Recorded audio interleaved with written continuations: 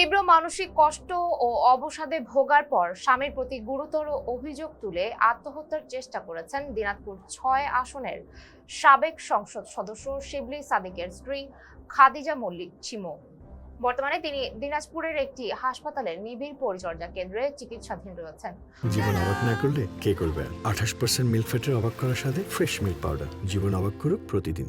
সোমবার সন্ধ্যায় হাকিমপুর উপজেলার শহরের সিপি রোড এলাকায় বাবার বাড়িতে অবস্থানকালে তিনি মাত্রাতিরিক্ত ঘুমের ওষুধ সেবন করেন বলে পারিবারিক সূত্রে জানা গেছে। অসুস্থ হয়ে পড়লে রাত আনুমানিক 8টার দিকে স্বজনরা তাকে দ্রুত দিনাজপুর জিয়া হার্ট ফাউন্ডেশনে ভর্তি করেন। কর্তব্যরত চিকিৎসক মুসা আল আশারি জানান, ভর্তি করার পর থেকেই তাকে আইসিইউতে রাখা হয়েছে এবং বর্তমানে তার শারীরিক অবস্থা স্থিতিশীল রয়েছে। ঘটনার আগে বিকেলে নিজের ফেসবুক পেজে একাধিক স্ট্যাটাস দেন খাদিজা মল্লিক চিমু। সেখানে তিনি দীর্ঘ 7 বছর ধরে চলমান দাম্পত্য জীবনের টানাপোড়েন, মানসিক কষ্ট ও অবসাদের কথা তুলে ধরেন।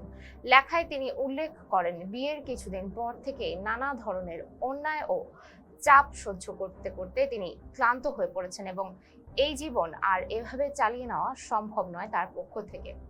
স্ট্যাটাসে তিনি কয়েকজনের নাম উল্লেখ করে নিজের অভিজ্ঞতার কথা জানান এবং দাবি করেন তার সঙ্গে ঘটে যাওয়া ঘটনার প্রমাণ তাদের কাছে রয়েছে। পাশাপাশি নিজের এই সিদ্ধান্তকে ভুল বলে স্বীকার করলেও তিনি আশঙ্কা প্রকাশ করেন, প্রভাবশালী মহলের কারণে বিষয়টি চাপা পড়ে যেতে পারে। নিজের মৃত্যুর জন্য তিনি শিবলি সাদিক, তার তথাকথিত সম্পর্ক ও আরেকজন ব্যক্তিকে দায়ী করে বক্তব্য দেন। একই স্ট্যাটাসে পরিবারের সদস্যদের উদ্দেশ্যে আবেগ ঘন বার্তা দিয়ে ক্ষমা প্রার্থনা করেন খাদিজা। মেয়ের জন্য দোয়া করে তাকে ভালো থাকার আহ্বান জানান এবং বাবা মায়ের প্রতিও কৃতজ্ঞতা প্রকাশ করেন।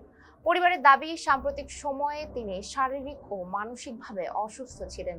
দাম্পত্য জীবনে দীর্ঘদিন ধরে বিরোধ চলছিল এবং চিকিৎসকের পরামর্শ অনুযায়ী তিনি নিয়মিত ঘুমের ওষুধ ও সেবন করতেন। তবে ওই দিন অতিরিক্ত মাত্রায় ওষুধ গ্রহণের কারণেই তার শারীরিক অবস্থার অবনতি ঘটে। উল্লেখ্য, শিবলি সাদিক দিনাজপুর জেলা আওয়ামী লীগের সদস্য এবং দিনাজপুর ৬ নবাবগঞ্জ ঘোড়াঘাট আসনের সাবেক সংসদের সদস্য। তিনি স্বপ্নপুরী পর্যটন কেন্দ্রের স্বত্বাধিকারী দেলোয়ার হোসেনের ভাতিজা। 2019 সালের 8 জুন খাদিজা মল্লিক চিমুর সঙ্গে তার বিয়ে হয়। এর আগে 2011 সালে জনপ্রিয় কণ্ঠশিল্পী মৌসুমী আক্তার সালমায়ের সঙ্গে পারিবারিকভাবে তার বিয়ে হয়েছিল। পারিবারিক দ্বন্দ্বের জেরে 2016 সালে উভয় পরিবারের উপস্থিতিতে সমঝোতার মাধ্যমে তাদের বিচ্ছেদ সম্পন্ন হয়। এদিকে সাম্প্রতিক রাজনৈতিক পরিস্থিতির পর থেকে শিবলি সাদিক আত্মগোপনে রয়েছেন বলেও জানা গেছে। তার অনুপস্থিতিতেই হাকিমপুরে বাবার বাড়িতে অবস্থান করছিলেন খাদিজা মল্লিক চিমু। ঘটনার পর হাসপাতালে তার স্বজনদের ভিড় লক্ষ্য করা গেছে। পুরো বিষয়টি স্থানীয়ভাবে ব্যাপক আলোচনার জন্ম দিয়েছে। এতক্ষণ সঙ্গে ছিলাম আমি সুমাইয়া হক তন্নি। ফেসবুক পেজ সাথে থাকার জন্য ধন্যবাদ।